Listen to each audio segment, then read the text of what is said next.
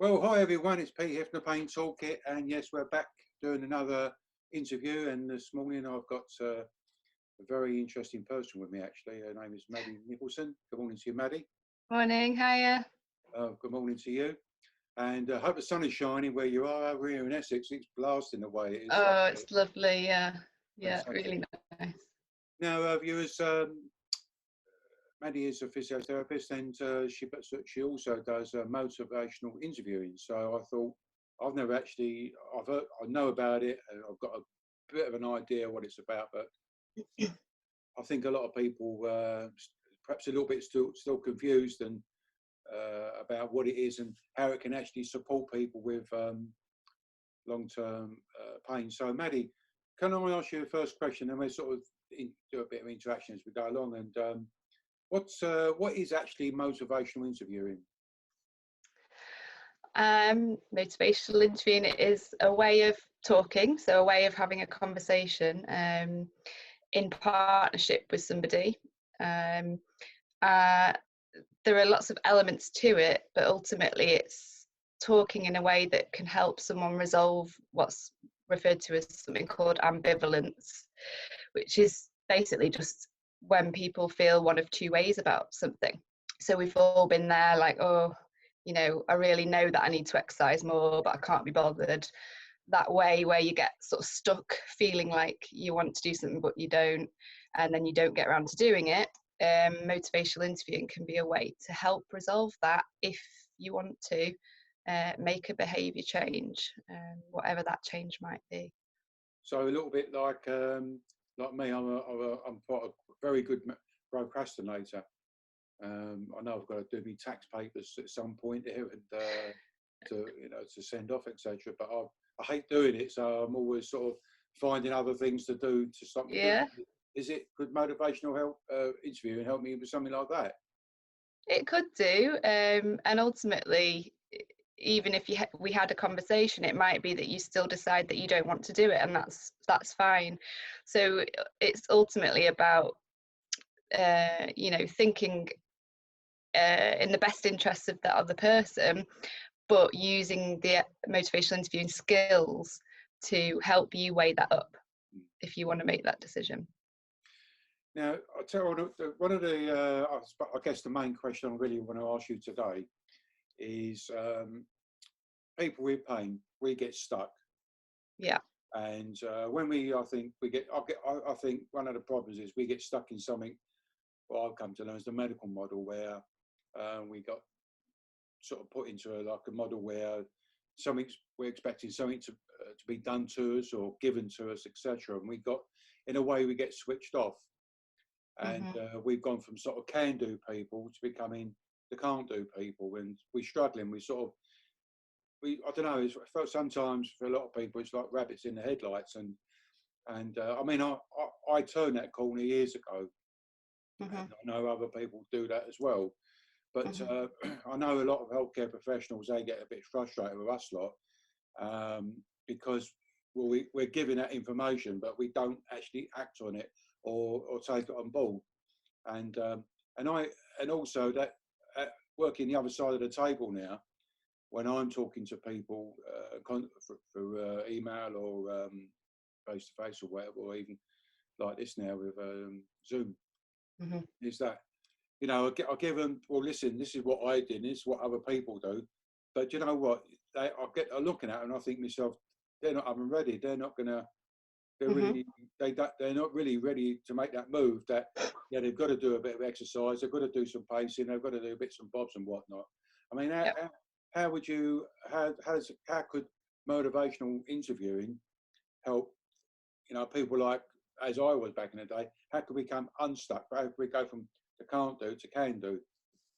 Yeah, I mean, that's a great question. And would it be okay if I kind of gave a little bit of background of how I came to using it, and that might help? Yeah, go for it. Yeah. So when I used to work in a persistent pain management team, we had motivational interviewing training because there were a lot of people that were coming to the clinic who had experienced what you described really through no fault of their own. They'd had a lot of treatments, you know, they'd done everything they could think of to really help trying to, you know, manage this pain, and they just felt at their wits' end with it really, and felt stuck. And then we would come along again, another person going, well, this is what you need to do, and again, through naturally they're going, no, don't be another person to tell me what to do.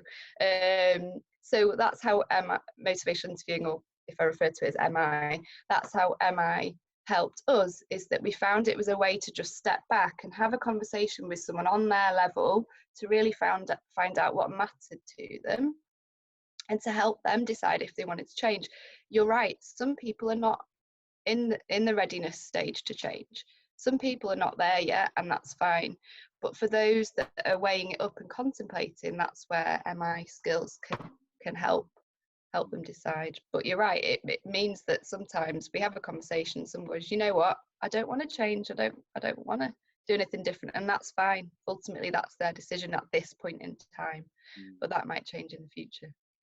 I remember back at my pain management program in '96 at Input, you know, I remember on the, you know, it was like a 2-week program.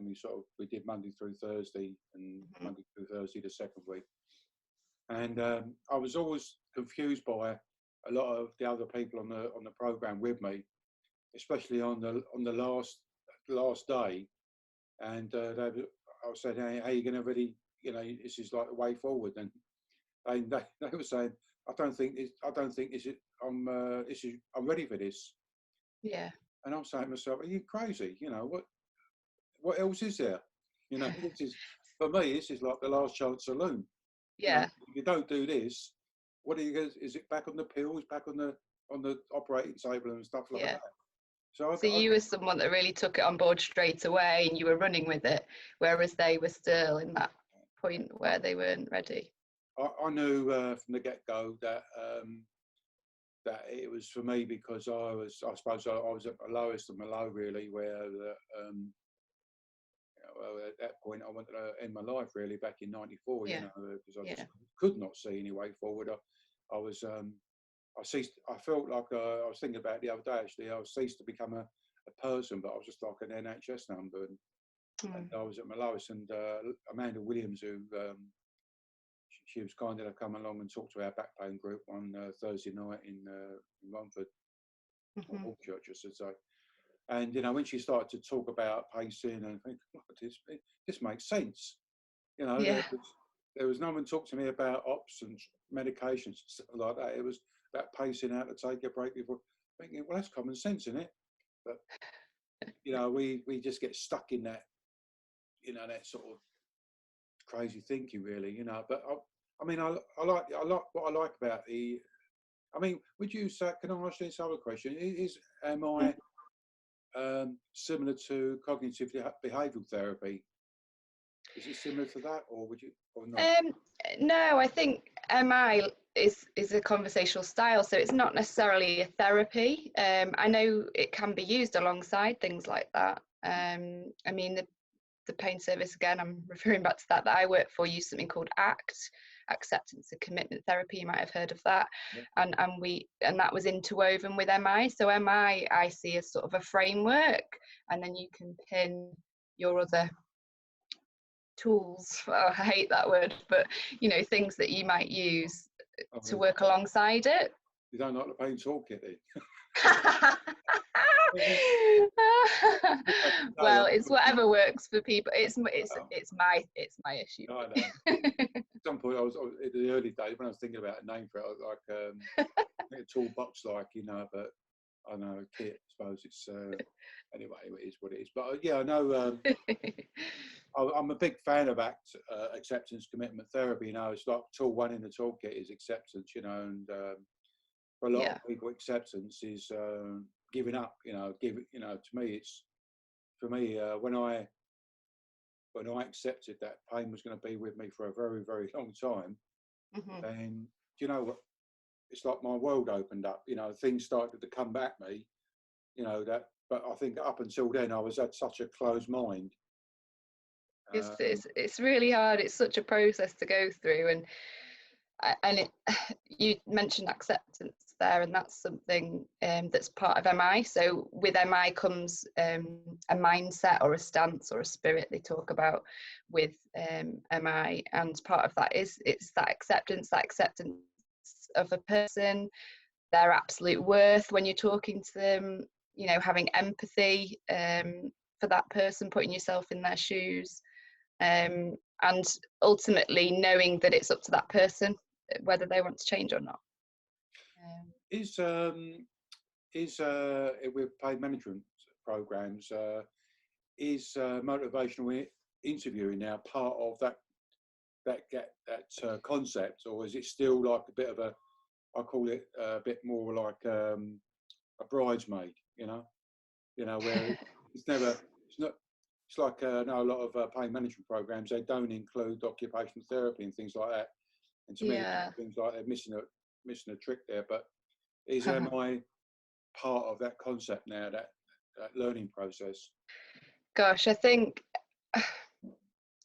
I would like to take a guess that those things that I just mentioned, that empathy, compassion, you know, seeing someone's worth, all of those things, I think, I might be wrong, but often people who work with people who have persistent pain, they have those qualities, and they use those skills naturally anyway. In addition to that, MI would be looking at how you choose to use things called reflections, so statements that people say, you would say statements back to them. So it's definitely not just having that sort of empathy and compassion and stuff, but that aspect is, I would imagine, is there a lot in pain management programs, that aspect of MI. That's not true pure MI, if you like, and that would vary, I suppose, on the training that pain management team had. So what training those clinicians had really. So yeah, it varies. Yeah, I know motivational interviewing is part of, well, let me tell you, a few years ago I was involved, not involved, I was involved, yeah, I was involved in a coaching project over here in the east of England, like, you know, like where healthcare professionals were being trained up to be more like coaches. Okay, yeah. And motivational interviewing was part of that process where they were learning it. I know a good friend of mine, she's a local GP over in Ipswich. She was, I think, no, she works down in Southend now.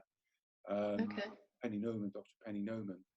And she was heading up this concept, like, you know, and I think it really expanded quite quickly, you know, that the idea of doing MI with people with not just pain but long-term conditions was a massive asset, like to the not only the person but the healthcare professional, you know.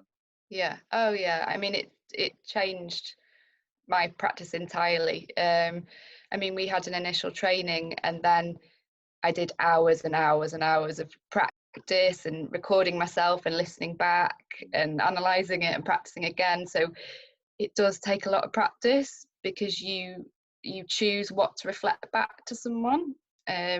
So you tune your ear to listen out for something called change talk, which is talk about things being different.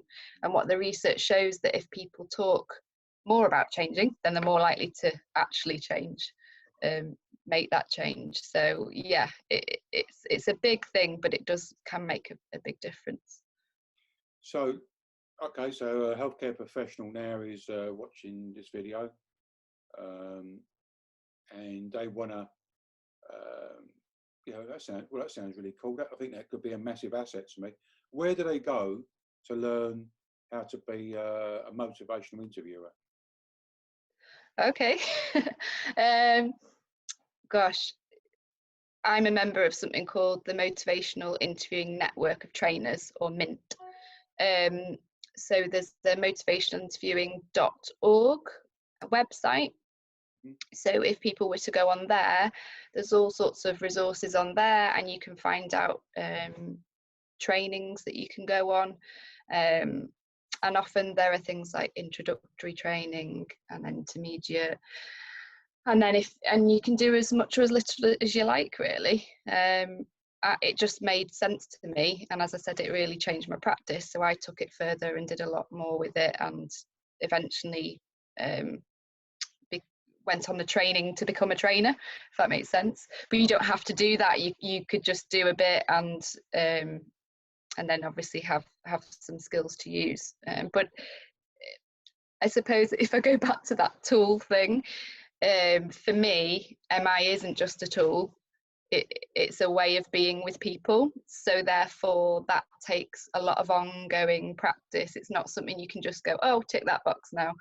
It takes ongoing practice and reflection, which, you know, practitioners are used to doing all the time. Is, you know, good practitioners reflect on their practice and, you know, keep up their skills. So yeah. So if a person living with long-term pain was watching this video and they wanted to find someone who was a motivational interviewer, would they go to that same website? Oh, that's a good question. Yeah, you could do. I mean, because MI is a conversational style, people from all different clinician backgrounds, if you like. So there are physios, OTs, psychologists, all different practitioners that use it. So that's where you're kind of weighing up, well, I want to have a conversation with someone to help me change my behaviour, but what's the behaviour that I want to change?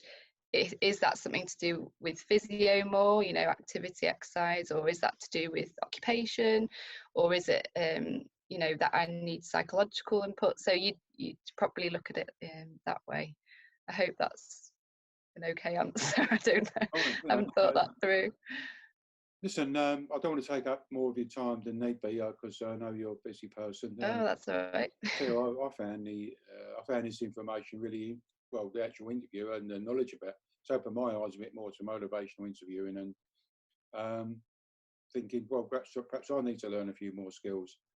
So what I'm going to do for those of you watching, the website that Maddy mentioned, I'm going to put that in the video, and I'll post it on Vimeo and YouTube.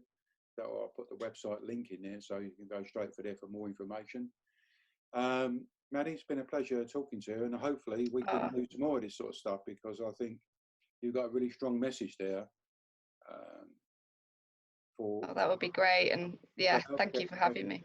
Well, for healthcare professionals, for us dudes, like, because, you know, it's about how do we, you know, I'm always at that sort of thinking, how do I like this person's blue touch paper? You know, because you know, we're so sort of conditioned.